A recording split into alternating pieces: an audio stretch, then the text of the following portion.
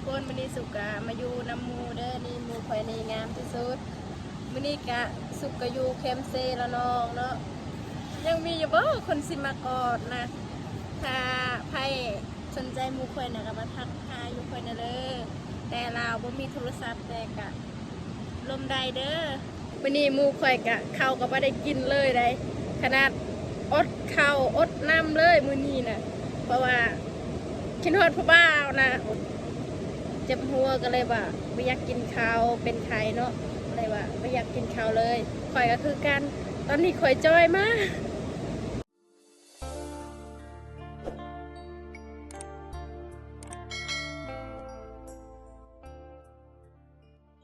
ฮัลโหลสวัสดีทุกคนวันนี้สุกะมาอยู่น้ำหมูเด้อนี่หมูข่อยนี่งามที่สุดลงเลยได้วันนี้กะสุกะอยู่แคมเซละน้องเนาะนี่อากาศกะหนาวเนาะยังมีอยู่บ่คนสิมากอดนะถ้าไผสนใจหมู่ข่อยน่ะก็มาทักทายอยู่ข่อยน่ะเด้อแต่เราบ่มีโทรศัพท์แต่กะลมได้เด้อกะลมได้กะมาหาเราเลยเนาะนี่หมู่ข่อยนี่เขินมื้อนี้กะข่อยอยู่แคมเซละน้องกับหมู่มีแต่2คนโอ้มีหลายคนว่าพวกเจ้าไม่ได้ย่านบอกอยู่คนพวกเจ้าได้2คนน่ะอยู่ใกล้ๆแถวบ้านเนาะโอ้ยจักจะมีโจรมาอะไรอยู่บ่มื้อนี้หมู่ข่อยกะข้าวก็บ่ได้กินเลยได้ขนาดอดข้าวอดน้ำเลยมื้อนี้น่ะเพราะว่าคิดฮอดผู้บ่าวนะโอ้แม่เด้อทุกคนอยากเด้อลาว่าเจ็บหัวก็เลยว่าไม่อยากกินข้าวเป็นไข้เนาะเลยว่าไม่อยากกินข้าวเลยข่อยก็คือกันตอนนี้ข่อยจอยมาก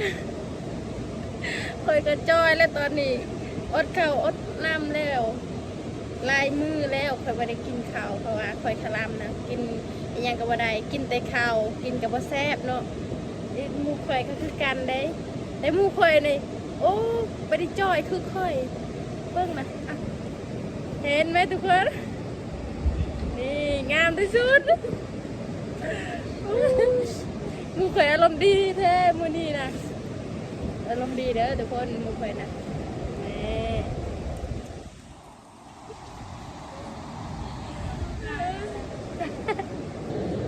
สวัสดีทุกคนมือนี้กะสุขภาพคลิปมาให้ทุกคนดูเด้อนี่มูข่อยนะงามที่สุดเด้อยังโสดข่อยก็ยังโสดกันเด้อใครสนใจก็มาทักหาสุกเลยเด้อมาทำเลยเด้อว่าเรามาสุกกับบุ้งคือกันเนาะตอนนี้กับสุกะอยู่แคมเซ่2คนกับมูเลยใครสนใจก็มาหาได้เด้อนี่คนมิแต่คอยกับมูใน2คนในอยู่แคมเซ่ก็ไม่คนดูเนาะแต่อากาศก็หนาวมื้อนี้อากาศก็หนาวเนาะแต่ทุกคนอะ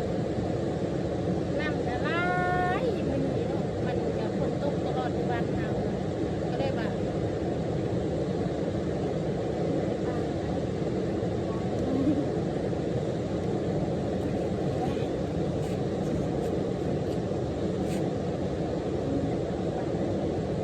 เลย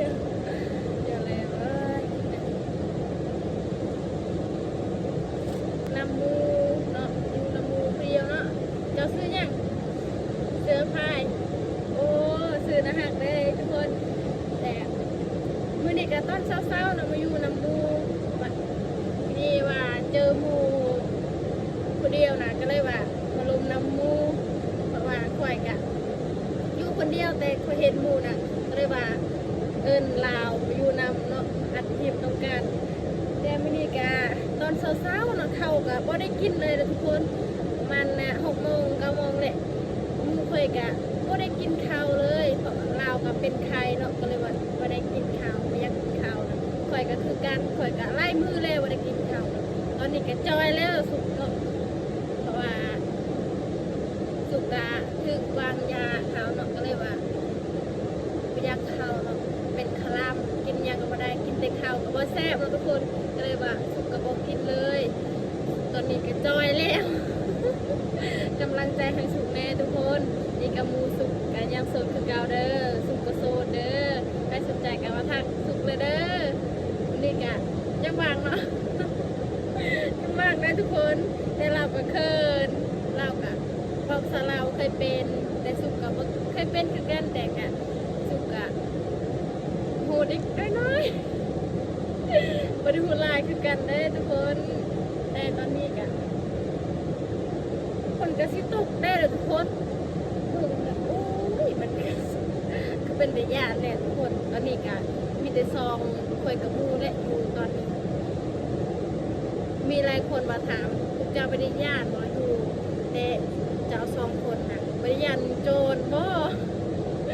เคยบอกว่าเคยสิญาติโจรเห็นยังคันโจรน่ะมาจับอยู่นี่เคยสิเอากกดินเลยเคยสิตีเขาไม่ใช่เคยสิเอาพื้นอีกเคยสิพาดมันตีมันอีกโอ้ยเก็บตีนมูอีกนี่